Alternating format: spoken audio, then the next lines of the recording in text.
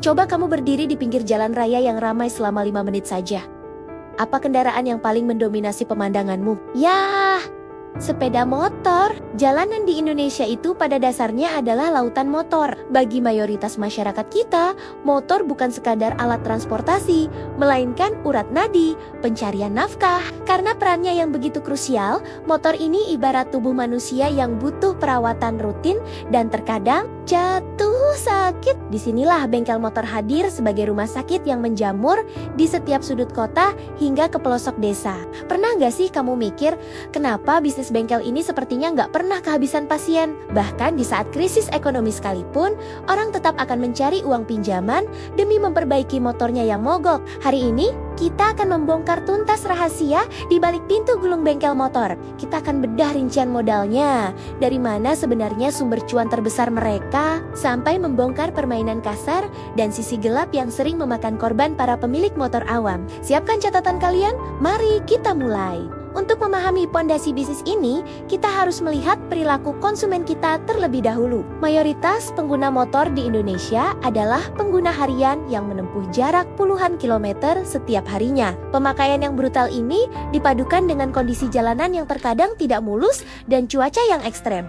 Hasilnya, komponen motor menjadi sangat cepat aus. Celakanya, tidak semua pemilik motor paham soal mesin. Ketika terdengar bunyi kasar sedikit saja di bagian mesin atau CVT, kepanikan akan muncul. Kepanikan dan ketidaktahuan inilah yang menjadi bahan bakar utama bergeraknya roda ekonomi sebuah bengkel. Posisi tawar bengkel menjadi sangat tinggi di mata pelanggan yang sedang kebingungan. Nah, ngomong-ngomong soal bengkel, kalian yang lagi nonton pasti punya cerita tersendiri kan? Pernah nggak sih kalian ngerasa dikadalin mekanik, dipaksa ganti spare part, padahal rasanya motor masih enak dipakai? Atau malah dapat bengkel langganan yang super jujur dan harganya merakyat? Coba deh share pengalaman unik, apes, atau berkesan kalian di kolom komentar di bawah.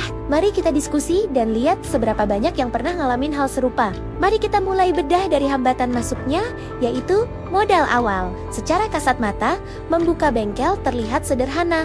Sewa ruko, beli kompresor, dan beli kunci-kunci. Padahal, struktur modal bengkel motor itu lumayan berat di inventaris barang. Kamu butuh peralatan dasar seperti kompresor angin, impact wrench, kunci shock, kunci pas, hingga bike lift atau hidrolik.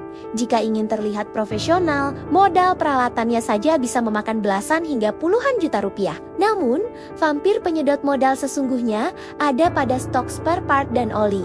Kamu tidak bisa membuka bengkel yang kredibel jika etalasemu kosong. Kamu harus menyetok berbagai jenis oli dari berbagai merek, ban luar dan dalam dengan berbagai ukuran, kampas rem, busi, akit, hingga bohlam lampu untuk berbagai tipe motor yang ada di pasaran. Untuk sebuah bengkel umum skala menengah, uang segar senilai 50 hingga 100 juta rupiah bisa dengan mudah mati menjadi pajangan di etalase dan rak besi. Ini adalah komitmen modal yang tidak bisa diremehkan. Sekarang kita masuk ke bagian yang paling menarik, dari mana sebenarnya sumber keuntungan bengkel motor. Banyak orang awam berpikir bahwa bengkel kaya raya dari ongkos jasa servis.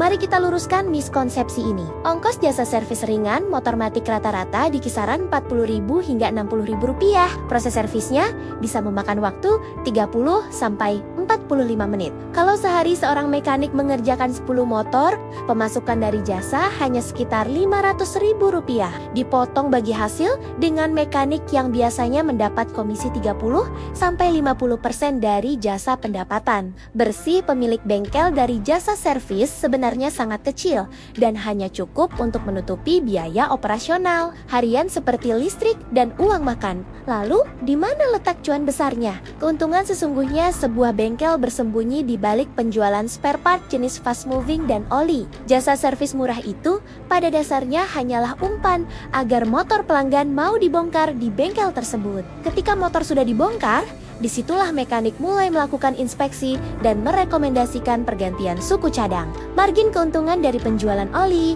kampas rem, filter udara, roller CVT, dan kelima, belt itu sangat luar biasa. Sebuah spare part yang harga modalnya Rp25.000 bisa dijual ke pelanggan dengan harga Rp45.000, belum termasuk biaya pasang. Oli mesin yang menjadi barang wajib ganti juga memiliki margin keuntungan belasan hingga puluhan ribu rupiah per botolnya. Perputaran uang dari barang fast moving inilah yang memompa pundi-pundi kekayaan sang pemilik bengkel. Namun, di mana ada margin besar dan ketidaktahuan pelanggan, di situ pasti ada celah untuk kelicikan. Kita harus membahas sisi gelap dan permainan kasar yang sering terjadi di industri ini. Trik manipulasi pertama dan yang paling umum adalah upselling siluman atau menakut-nakuti pelanggan. Ini biasanya menyasar konsumen pemula atau ibu-ibu yang tidak paham mesin. Ketika motor dibongkar untuk servis rutin, mekanik nakal akan mulai memvonis berbagai komponen dalam kondisi kritis. Wah, kampas gandanya udah tipis nih mas, kalau nggak diganti sekarang, nanti merembet kena mangkoknya. Bisa habis ratusan ribu loh. Padahal, komponen tersebut sebenarnya masih layak pakai untuk berbulan-bulan ke depan. Pelanggan yang panik biasanya akan mengangguk pasrah dan membiarkan isi dompetnya dikuras hari itu juga. Permainan kasar kedua jauh lebih kriminal. Peredaran spare part aspal atau asli tapi palsu dan oli daur ulang. Ini adalah rahasia umum di dunia otomotif. Banyak bengkel nakal yang demi mengejar margin keuntungan fantastis, sengaja menyetok spare part KW atau tiruan yang dikemas dengan bungkus dan hologram mirip 100% dengan merek orisinal atau genuine part pabrikan. Konsumen membayar dengan harga barang orisinal, namun mendapatkan kualitas abal-abal yang membahayakan nyawa. Praktik oli palsu juga sama mengerikannya. Botol-botol oli bekas yang masih bagus dikumpulkan, diisi ulang dengan oli curah berkualitas rendah, disegel ulang, dan dijual dengan harga normal. Efek jangka panjangnya, mesin motor pelanggan akan lebih cepat hancur, yang mana ironisnya akan membuat mereka kembali lagi ke bengkel tersebut untuk turun mesin yang biayanya jutaan rupiah. Tapi jangan salah, yang pusing di bisnis ini bukan cuma pelanggan, pemilik bengkel pun hidupnya tidak tenang dan penuh tantangan. Risiko internal dari bisnis bengkel sangatlah mematikan. Tantangan terbesar seorang pemilik bengkel adalah kebocoran aset dan mengontrol kejujuran mekaniknya sendiri. Bayangkan, bengkel dipenuhi oleh ribuan spare part kecil berharga mahal seperti busi, laher, atau injektor. Sangat mudah bagi mekanik yang tidak jujur untuk menyelundupkan barang-barang tersebut ke dalam kantong celana. Kebocoran stok inilah yang sering membuat bengkel terlihat ramai setiap hari. Omzetnya puluhan juta, tapi saat akhir bulan dihitung, uang kasnya kosong karena digerogoti dari dalam.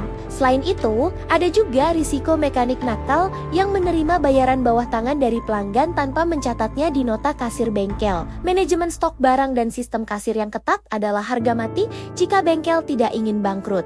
Lalu, di tengah kerasnya persaingan dan kasarnya permainan di lapangan, bengkel seperti apa yang bisa bertahan puluhan tahun sampai diwariskan ke anak cucu? Jawabannya hanya satu kata: kepercayaan. Di bisnis yang sangat bertumpu pada ketidaktahuan konsumen ini, sebuah kejujuran adalah komoditas yang jauh lebih mahal dari sekadar spare part orisinal. Bengkel yang sukses membangun database pelanggan setia adalah bengkel yang mekaniknya berani bilang, "Mas, kampas remnya masih tebal, bulan depan aja baru diganti, sayang uangnya."